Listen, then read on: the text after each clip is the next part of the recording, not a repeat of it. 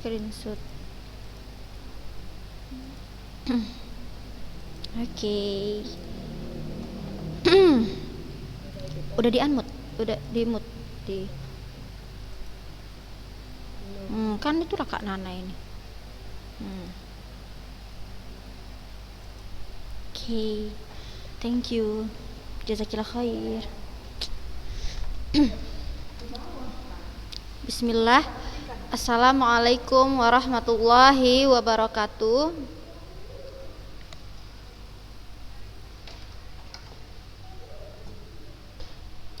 Alhamdulillah, puji syukur kita ucapkan kepada Allah Subhanahu wa Ta'ala, yang mana dengan limpahan rahmat serta karunia darinya kita bisa mengikuti kembali pembelajaran bahasa Indonesia pada hari ini.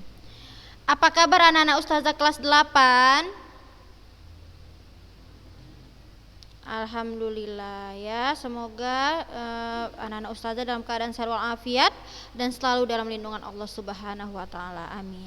Nah, anak-anak Ustazah, sesuai jadwal yang kita tahu bahwa hari ini kita akan melaksanakan ulangan praktek ya bahasa Indonesia.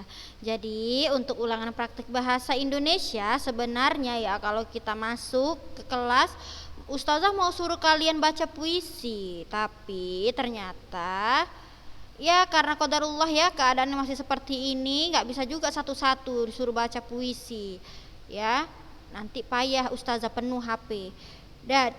Jadi Ustazah mau anak-anak Ustazah kelas 8 membuat praktek menulis puisi.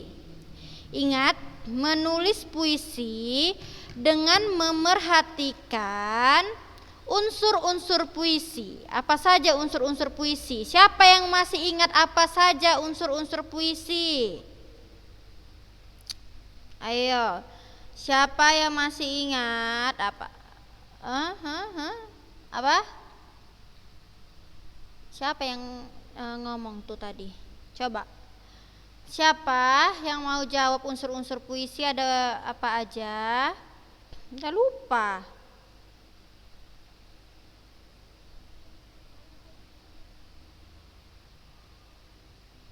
Apa nak? Iya betul, majas, irama. Terus ada lagi, apa lagi? Yang kata yang tidak kata dengan makna yang tidak sebenarnya. Apa itu namanya? Denotasi lagi. Konotasi.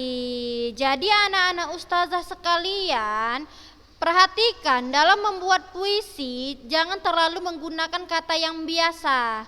Ya, kalau anak-anak Ustazah mau melambangkan suasana bahagia ya, atau ganti kata-katanya. Kan kata bahagia itu banyak dia contoh-contohnya. Ada dia kata riang ya kan, periang, senang. Gantilah dengan kata-kata yang lebih kena di hati. Misalnya saja seperti kata apa yang kemarin Ustazah pernah buat ya. Kalau orang mau melambangkan rasa duka, suasana sedih, dia itu membuat lambang warna. Biasanya kalau dia sedih warna apa? Kita buat warnanya lambang apa? Kita membuat warnanya. Kalau dia dalam keadaan duka, sedih. Hah? Jawab aja, nggak apa-apa loh. Hitam, betul. Mana mungkin warna pink ya kan? Kalau warna pink melambangkan apa? Anak-anak Ustazah, kalau warna pink melambangkan apa? Iya. Kalau putih melambangkan suci gitu ya. Paham ya anak-anak Ustazah ya? Jadi buatlah kata-kata yang memang memiliki makna yang kuat gitu. Pelajarilah tentang majas gitu kan. Misal dia mengatakan seperti ini, jiwa begitu murni. Kalian tahu nggak kata lain dari murni itu apa? Di sini jarang kita sebut jiwa itu murni. Apa nak? Iya betul. Tapi kan kata bersih itu kita dengarnya biasa aja kan? Bener nggak? Enggak, kalau kata bersih itu kita maksudnya kalau kita buat jiwa begitu bersih itu udah suatu hal yang belum mendalam anak-anak ustazah. Tapi kalau kita katakan apa nak? Iya, tapi itu kan udah biasa tuh. Maksudnya murni di sini anak-anak ustazah itu tadi artinya ikhlas, tulus. Tapi terkadang seorang yang menulis puisi dia nggak mau membuat kata yang mudah dipahami. Dia buat katanya seperti ini, jiwa begitu murni. Murni di sini ungkapan bahwasannya hatinya dia memiliki jiwa yang tulus dan ikhlas, ya kan? Benar nggak anak-anak ustazah? Iya, betul ya. Lalu kita mau cari lagi kata-kata yang memiliki makna yang kuat. Nah, lihat seperti ini. Pada bulan merah jambu, ya kan? Ada warna merah jambu anak-anak ustazah.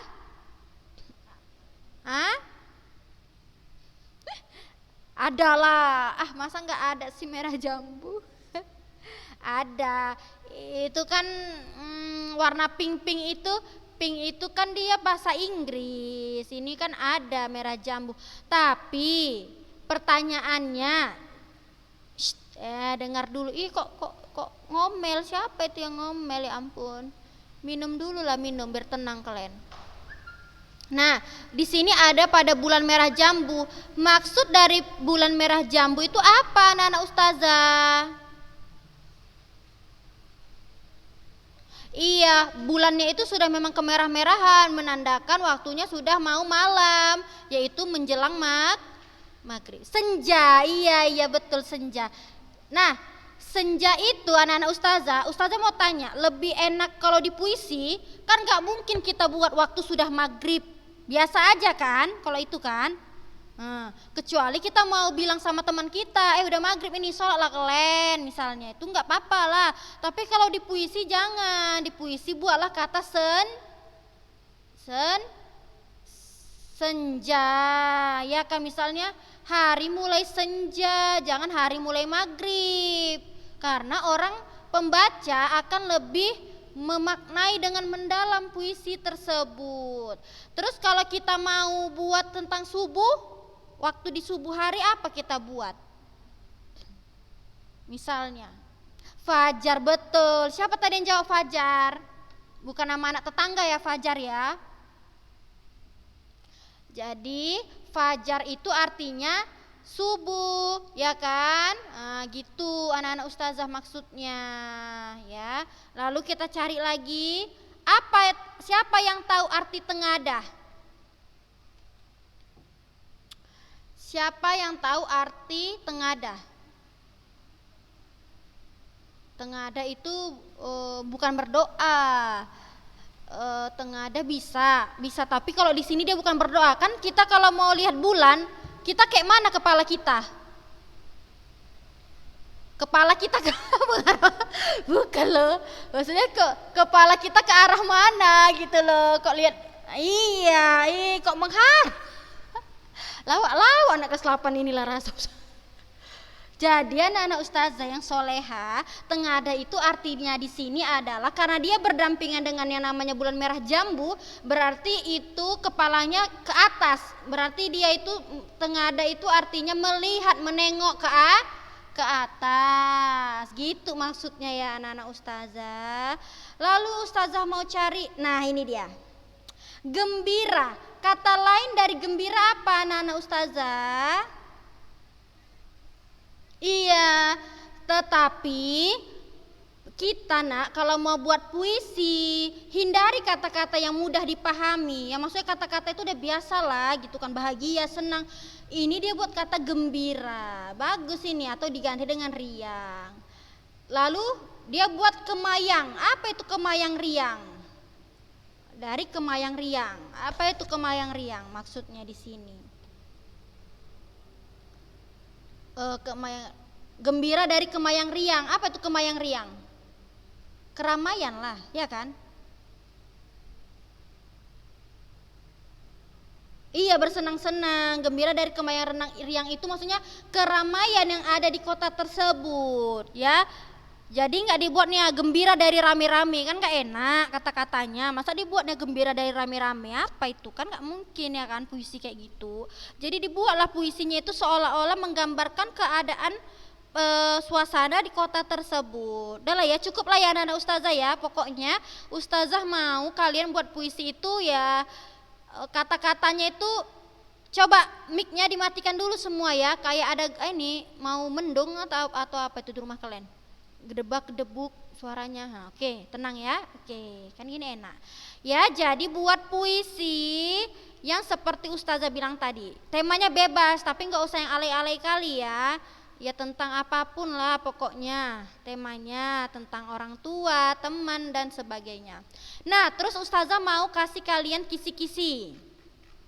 Kalian pahami aja kisi-kisinya tentang teks puisi sama teks puisi sama apa ya?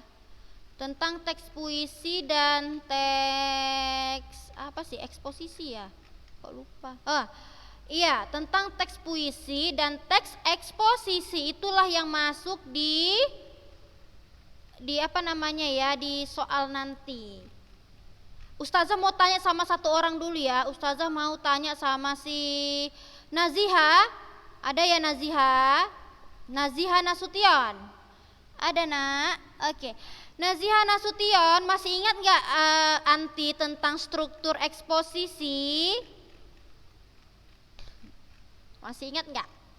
Struktur dari teks eksposisi masih ingat?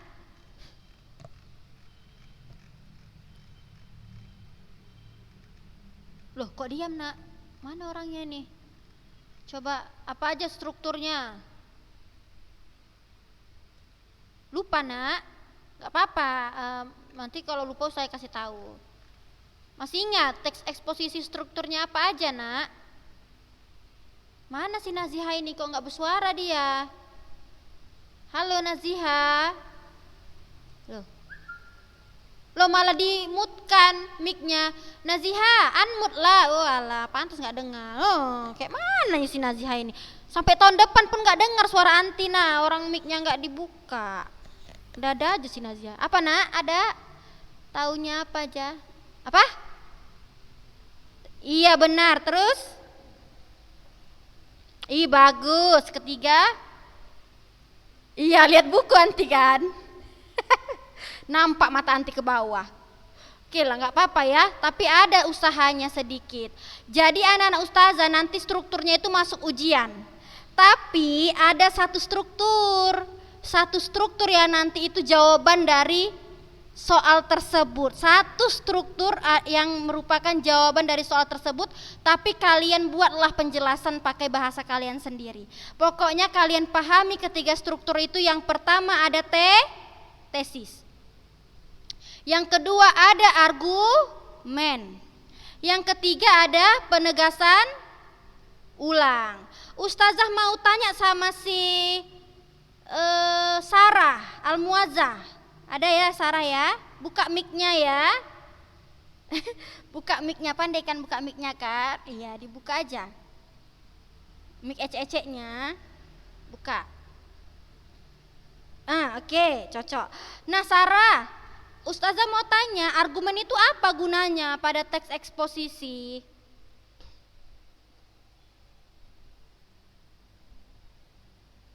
Tahu nggak Sarah? Kan pertama ada tesis. Ini semua dengar ya, tesis itu kan anak-anak ustazah, tesis itu kan adalah pandangan penulis, paham ya? Dia nggak letakkan fakta, nggak ada di situ. Dia hanya pandangan penulis dan opini penulis saja. Lalu ustazah mau tanya sama Sarah, argumen itu apa gunanya ada di teks eksposisi, untuk apa? Tahu nggak Sarah? Nggak ada itu di catatan sayang, kan udah saya jelaskan. Nggak tahu, nggak apa-apa kalau nggak tahu, nanti nangis pula si Sarah. Nggak tahu. Oke, nggak apa-apa. Coba Nurul Alifa jawab dulu pertanyaan ustazah. Apa sih gunanya argumen setelah ada tesis? Buka dulu mic-nya Nurul. Oke, jawab. Nggak tahu juga. Oh alah, iyalah, udah nggak apa-apa. Ustazah mau tanya lagi sama si si si siapa ya? Oh, Najla Yasmin. Udah lama ini nggak nampak si Najla Yasmin. Mana Najla Yasmin? Kok lemarinya aja yang nampak di situ? Najla, coba jawab dulu Najla Yasmin. Apa sih gunanya argumen di situ? Tapi tesis tadi untuk pandangan aja. Apa maksudnya tentang opini penulis aja. Jadi apa gunanya argumen gitu di situ? Siapa itu? Rafifah. Oke, Rafifah apa, Nak?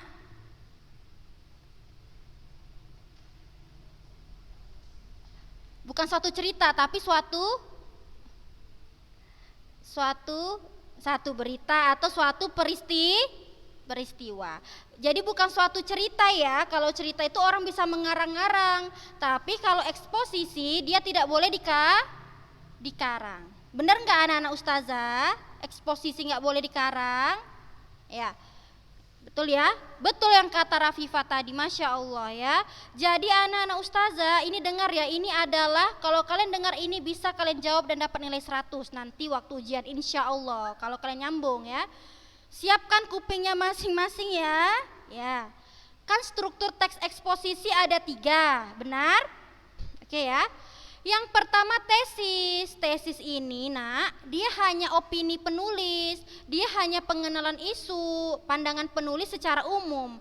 Misalnya penulis mengatakan nasib hutan Indonesia semakin suram, dia bilang kayak gitu kan. Tapi Nak, itu nggak bisa dibuktikan. Kita kan mau tahu apa pembuktiannya kalau di Indonesia itu suram, memang hutannya, nasib hutan di Indonesia itu suram. Kan kata suram itu Nak merupakan kata opini. Belum tentu orang lain juga beranggapan sama.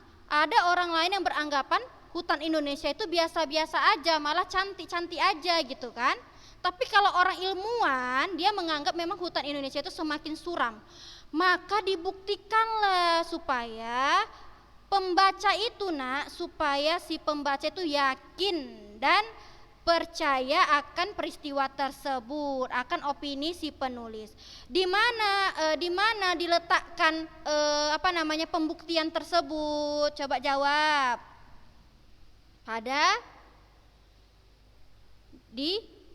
Benar, di rangkaian argumen. Jadi rangkaian argumen ini anak-anak ustazah, disinilah dia berupa sejumlah pendapat ataupun argumen penulis sebagai penjelasan atas tesis. Yang mana tesis tadi? Inilah dia tesisnya. Kan tadi kita belum percaya nih. Jadi di rangkaian argumen lah untuk memperkuat tesisnya, yaitu pada rangkaian argumen dia dituliskan atau diungkapkan sejumlah fakta serta data. Oke anak-anak ustazah, sampai sini paham gak anak-anak ustazah tentang argumen?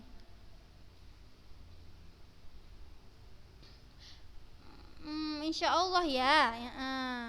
Ya, jadi kalian gak usah khawatir kalau bahasa Indonesia. Pokoknya udah saya kasih tahu lah kalian ini. Pokoknya bisanya kalian tuh jawabnya ya. Kalian ustazah kasih soal penalaran, soal cerita. Jadi pahami betul-betul ya apa yang ustazah tulis di soal, pahami betul-betul biar nggak terkecoh. Nah jadi itu aja lah kisi-kisinya ya anak-anak ustazah tentang eksposisi dan tentang puisi. Kalau puisi pahami tentang unsur-unsur pembangunnya aja ya anak-anak ustazah. Paham? Paham ya anak ya?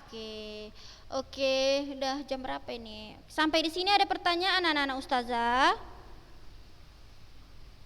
Ada yang mau ditanyakan sampai di sini? Ada Tita? Oh nggak ada. Laper? Apa? Nggak dengar ustazah, suara kalian mendalam ke dalam. Apa? Jadi kapan ujiannya? Sabtu lah ujian. Udah banyak-banyak kalian minum vitamin. Apa? Enggak, Sabtu tahun depan Nak. Iya dada aja ya Sabtu ini. Iya ustazah pun. Jadi Sabtu ini ya kita ujiannya. Ya pokoknya kalian siap-siapkanlah vitamin ya. Baik-baikkanlah diri kalian sendiri ya. Pokoknya ntar lagi ujian ya. Setelah kita melewati ujian kehidupan, jadi setelah ini kita menghadapi ujian sekolah ya. Oke. Nah, jadi gitu aja ya anak-anak ustazah ya, tanpa berpanjang lebar, pokoknya udah saya kasih semuanya. Oh iya, waktu pengumpulan praktek paling lama besok pagi ya. Paling lama besok pagi. Ustazah mohon sekali ya, mohon sekali untuk besok pagi jam berapa lah kalau pagi? Jam-jam berapa pokoknya? Terserah lah, pokoknya pagi. Ih, apanya si Lutfi Akilah ini? Baru masuk ya nak. Dari mana nyuci piring tadi? Oh ya ya ya ya ya. Oke, jadi tadi apa nak? Kita mau menulis puisi. Menulis puisi ya, yang rapi tulisannya. Pokoknya terakhir dikumpul besok pagi. Pokoknya pagi lah. Kalau udah siang udah nggak bisa. Maksudnya gini, Ustazah biar nggak tertimpa sama kakak kelas yang lain latihannya. Jadi besok pagi ya. Terakhir ya anak Ustazah, mohon sekali Ustazah ya. Apa? Bebas, temanya bebas ya. Oke ya anak Ustazah ya. Paham ya? Oke. Oke, jadi Ustazah tutup lah ya Zoom kita pada hari ini. Jadi mudah-mudahan bisa dipahami penjelasan yang Ustazah berikan. Semoga anak-anak Ustazah sehat selalu dan jangan lupa berdoa supaya kita bisa berkumpul seperti biasanya. Oke, sekian dari Ustazah. Assalamualaikum warahmatullahi wabarakatuh.